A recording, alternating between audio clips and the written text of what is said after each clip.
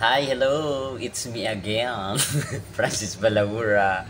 So, merong isang paliwanag si Banat Bay patungkol dito sa Sulpina. No? So, pakinggan natin. So, ito. Roll BTR. Ibig sabihin ng supina, hoy, magpaliwanag ka.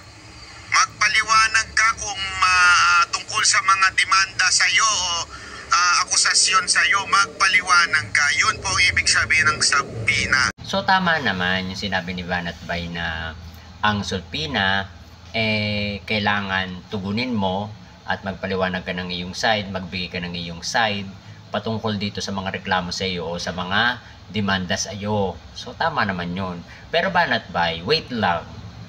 Meron lang akong isang ipapakita sa iyo. So, ito, i-background natin. So, ayon dito, ay kinasuhan ka daw ni Trillanes ng cyber libel sa paninindigan at pinagpipilitan mo na ang nagbenta ng Ayungin Shoal ay si Trillanes. So ito, ayan, kinasuhan ka nga. So ngayon, naka-receive ka nito. Ayan yung na-receive mo. Sulpina yan, di ba? O, di ba? So, pa-explain naman kung ano yan. Kasi ayon dito, kinasuhan ka ni Trillanes ng cyber libel. So, ibig sabihin, pinadalhan ka na Sulpina. So, kailangan mong puntahan yan. Kailangan mong magpaliwanag ng side mo. At kailangan, patutuuhan mo rin yan at panindigan mo yung akusasyon na yon. Maglatag ka ngayon ng matinding o matibay na ebidensya patungkol dito sa mga akusasyon nyo na ang nagbenta ng Ayungin Shoal o West Philippine Sea ay si Trillanes. Kasi kung hindi nyo ito mapapatunayan, ay mapapawalang visa yung Sulpina. Baka warrant na.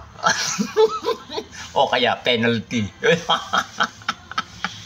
So maganda yung paliwanag mo. So now, I need your explanations about your case. So yung Banat Bay, pwede naman mag-content. Huwag lang manira. Sama-sama kayo ni Harry Roque. Sama-sama kayo sa tagumpay. So keep safe and God bless. Now! Mirese!